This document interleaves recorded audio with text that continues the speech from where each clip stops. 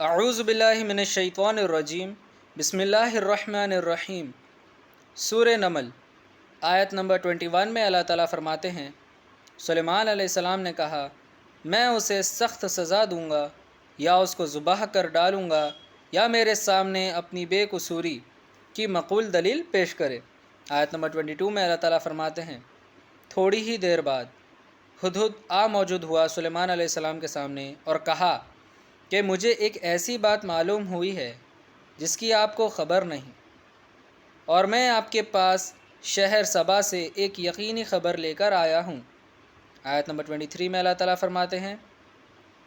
ہدہد نے کہا سلیمان علیہ السلام سے، میں نے ایک عورت کو دیکھا جو ان لوگوں پر حکومت کرتی ہے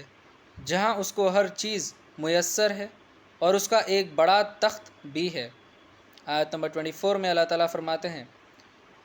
ہدہد نے سلیمان علیہ السلام سے کہا میں نے دیکھا کہ وہ اور اس کی قوم اللہ کے سوا سورج کو سجدہ کرتی ہے، اور شیطان نے ان کو ان کے اعمال آراستہ کر کے دکھائے ہیں،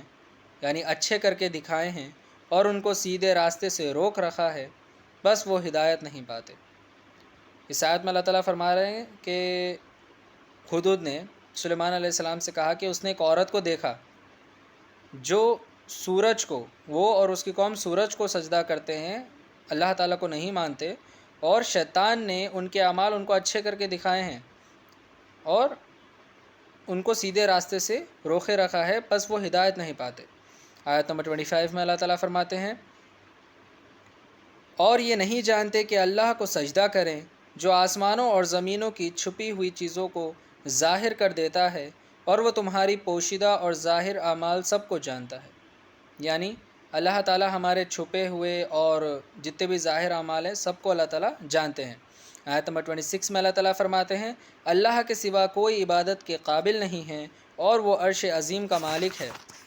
آیت نمبر 27 میں اللہ تعالیٰ فرماتے ہیں، سلیمان علیہ السلام نے کہا اچھا ہم دیکھیں گے کہ تو نے سچ کہا ہے یا تو جھوٹا ہے۔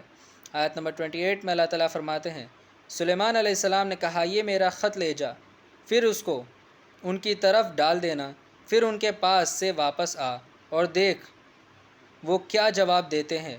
آیت نمبر 29 میں اللہ تعالیٰ فرماتے ہیں، ملکہ نے کہا، وہ جو عورت تھی اس کا نام ملکہ تھا، ملکہ نے کہا اے دربار والو میری طرف ایک خط ڈالا گیا ہے۔ آیت نمبر 30 میں اللہ تعالیٰ فرماتے ہیں، ملکہ نے کہا وہ سلیمان علیہ السلام کی طرف سے ہے، اس میں لکھا ہے اور مضمون یہ ہے کہ میں اللہ کے نام سے شروع کرتا ہوں جو بڑا مہربان نہایت رحم والا ہے۔ آیت نمبر 31 میں اللہ تعالیٰ فرماتے ہیں، اور یہ کہ مجھ سے سرکشی نہ کرنا اور فرما بردار ہو کر چلے آنا۔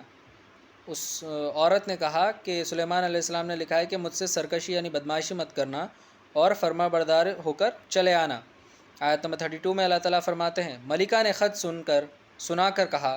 اے اہل دربار تم میرے معاملے میں مشورہ دو، جب تک تم موجود نہ ہو میں کوئی قطعی فیصلہ نہیں کر سکتی۔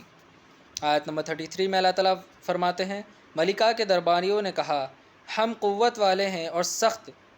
جنگجو ہیں، اور حکم آپ کے اختیار میں ہیں، انجام پر غور کر لیجئے جو حکم دینا ہو۔ آیت نمبر 34 میں اللہ تعالیٰ فرماتے ہیں، ملکہ نے کہا بادشاہ جب کسی شہر میں داخل ہوتے ہیں تو اس کو تباہ کر دیتا ہے، اور ان کے باشندوں میں جو معزز لوگ ہوتے ہیں ان کو ذلیل کر دیا کرتا ہے، اور یہ بھی ایسا ہی کریں گے۔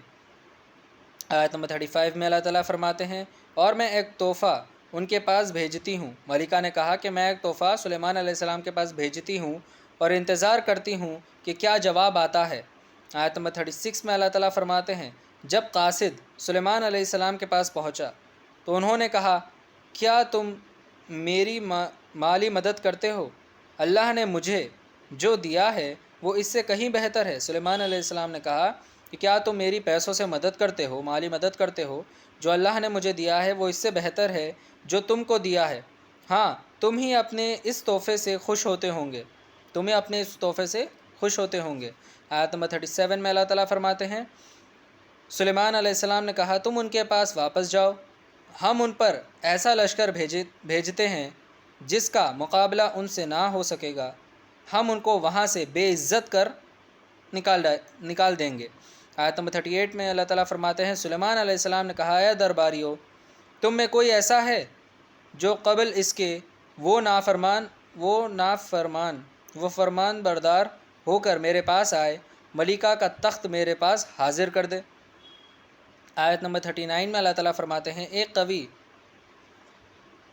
ہائیکل جن نے کہا،